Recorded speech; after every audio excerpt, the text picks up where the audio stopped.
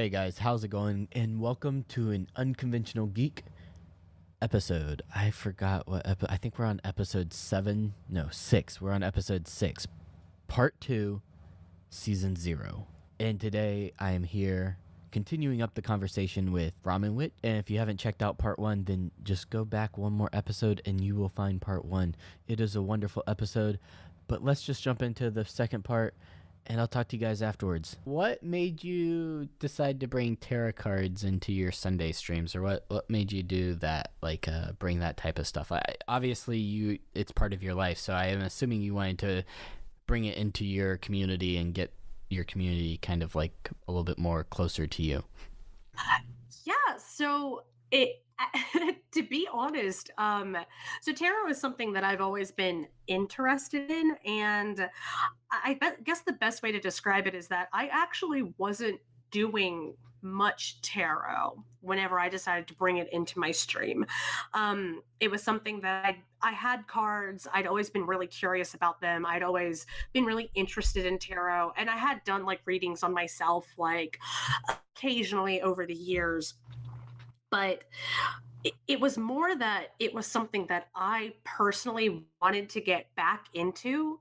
And so I thought a good way to start incorporating it back into my life was to actually do it on stream and with my community. So at the time, it wasn't something that I was doing outside of streaming much at all. It was more that I knew that it was something I kind of toyed around with the idea of including whenever I was doing like branding, brainstorming, which is kind of where the witch part of my name came from.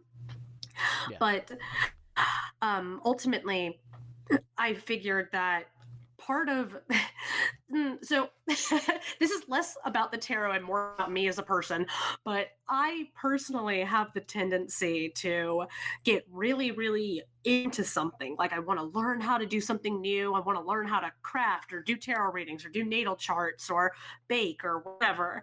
And I'll be really into that thing for a little while. Like, and then I get tired of it. So. Yes. And I was actually very, very afraid that I was going to do that with my streaming. I was very afraid that I would start streaming, I would enjoy it, and then 3 months later, I wouldn't want to do it anymore. And instead, what I found is that I can use streaming as a means of indulging in those things. So if I want to do tarot, I can make it a part of my stream. And I don't know how long I'll do tarot. Right now, I'm really gung-ho about it. I'm looking at doing more with it in my streams. When did you start your tarot with your streams? Oh, geez. I think I started doing the tarot readings. So I actually started doing them a couple months after I started streaming. So maybe 2-3 months tops. And I did them a little bit, and I was doing them really fast, and I wasn't fully comfortable being like in an IRL streamer because I was a Dead Cells streamer. I started off streaming one game in order to kind of build myself up, my comfort, build an audience. And then I eased into variety streaming, and I was getting really discouraged by like, oh, I didn't really have a lot of people showing up for the tarot, and it was a weird time slot on Sundays for me, and I liked it, but I didn't know that anybody else did. So I stopped doing it. And then I realized that, fuck it, this is my stream. It's your life and you can do it. It's my life. Right. And if I want to do tarot, then God damn it, either they're going to like the tarot and they're going to stick around, or they're not, and they'll come back in an hour when I'm playing video games. And being really honest with myself about the things that I wanted to do on my stream and just saying fuck it and embracing that happened to work out really well, thankfully.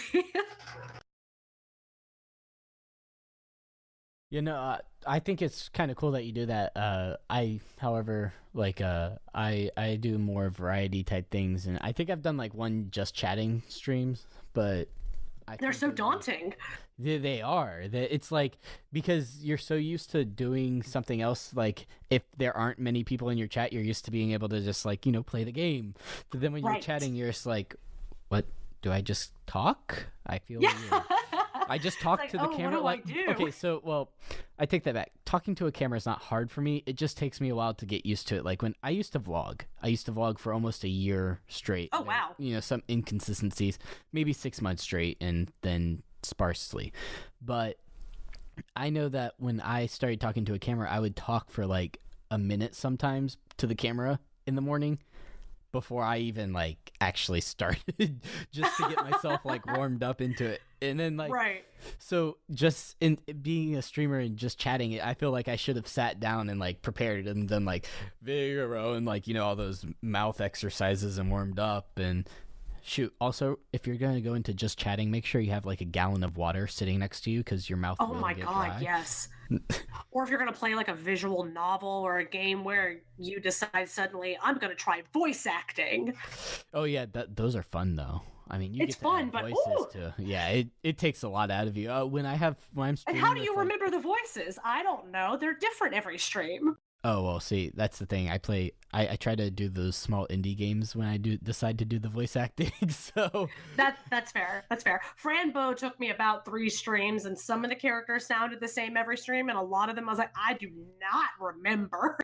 nah, you just give them different voices. That's what I do. Every time I read my baby brother a book before he goes to bed, or when I would do that, those voices never sounded the same, even if it was the same. But... So, it's gonna be new. You don't care. Oh, but speaking of that, just something kind of funny. My brother, he's very much a correctionist, and I think he has some type of OCD, but he's very young. He's like 4 or 3, and I think it's just because repetition is his habit right now.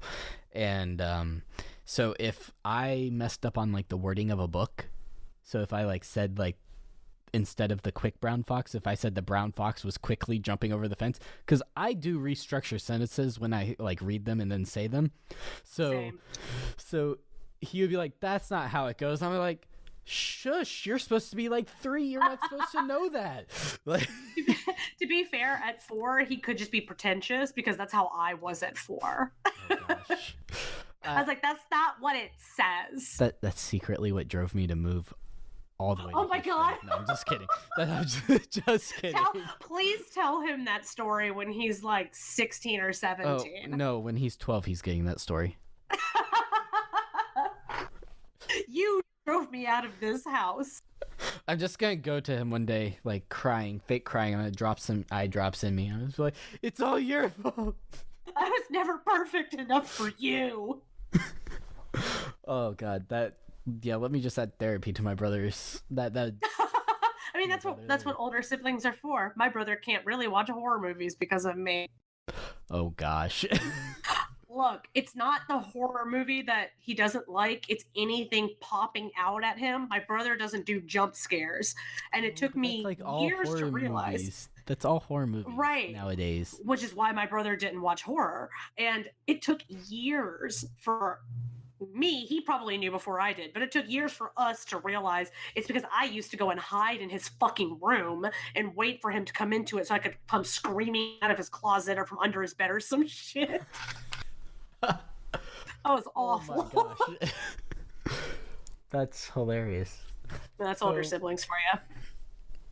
Did you want to talk about anything else to your woo stuff, as you like to call it? By the way, that has like so many different meanings when you call it woo-woo stuff. I know. I don't even know what to say when someone tells me they're woo-woo stuff. I'm like, that's not this type of podcast, but okay. No, okay, so in my defense, I started using the term woo-woo to mean like the astrology and the tarot and the crystals and all of that from another podcast I listened to.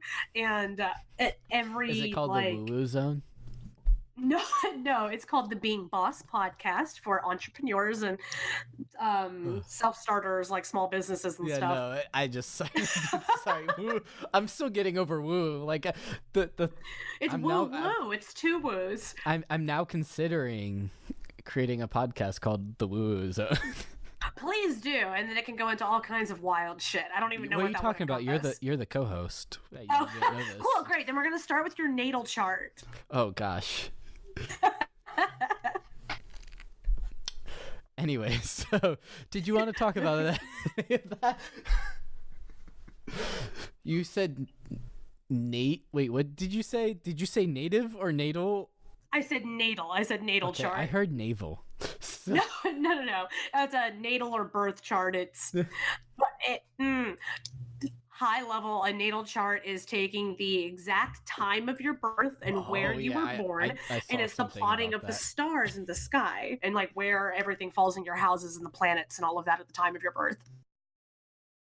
So that's something that you explore. You don't Yeah. follow it religiously. No, I'm just- very, very new to all that. I actually recently watched a fellow streamer, the Green Dumpling, did an interview with the astrologist Caroline Faulkner, and on during the interview was really interesting to me as somebody who's always been like really interested in astrology. Like, not that I necessarily buy into all of it, but I'm definitely the first bitch to be like, oh my God, I'm a Pisces. Like, I do like that kind of stuff. But she was talking about her book, and so I went out at lunchtime and bought the book, and it discusses like plotting your natal chart or your birth chart and understanding it. And just because I've gotten back into like my tarot and all of that, I was just interested to learn more. So I definitely don't like, it's not, my life isn't ruled by the stars, but I always find that stuff to be really interesting. And how much of the crystal stuff do you follow, in the sense that do you follow them to where follow them like they're moving or something? But do you, where do you follow the crystals to? Where are they taking you? you're like my room because they don't move. They are in my room though, to be fair. But like, do you use them? Because I know that many different people use them in different ways, right? So some people use them to like de-stress. Some people use them to where they just like the looks of them. Some people like, I don't know. Yeah. I know there's a whole bunch of stuff behind Some people like their lives are around like what crystals they're using, and they do their crystal boards every month at the new moon. I'm not that person. I like crystals because they're pretty. I've always been that kid who's been obsessed with like shiny rocks. I'm starting to think that you're a bit basic here. Oh, I'm a super basic bitch. If you got a pumpkin spice latte with my name on it, I'm there. When I first started following you, your name was Pumpkin Spice Ramen Witch or something like that. that was my Halloween I can't remember name. what it was, but either It you was commented pumpkin spice ramen. Well, no, I'm trying to remember. Once I saw that, I literally took a screenshot of your Twitter profile, by the way, like you're with your Oh my name God. on it, and sent it to my close group of friends, and I was like, so we have a friend who he likes. I mean, he's basic. I'm calling him basic. He can come fight me. He knows I do it with. It's all right. I'll fight with him. We're on the same side. But I was like, his nickname's Pony. Don't ask. Just his screen name's Trick Pony. That's TRK Pony. Twitch TV/TRK Pony. He always interrupts me to do a shameless plug-in, so I'll shameless plug him. Anyways, he likes basic stuff, and I was like, Pony, I found a person you need to follow. But so anytime we see something pumpkin spice or pumpkin based, we always send him pictures and just kid around. I'm sure he's tired of it by now. But I mean, it doesn't matter. I have a friend who one time called me a pigeon, and it's just never died. My friends take pictures of pigeons when they're out overseas and send them to me. So I'm not editing this part out of the stream, so you are now forever saying that your nickname's Pigeon. I'm just my saying. nickname's not Pigeon. It's oh my God. They do though. Anytime a meme shows up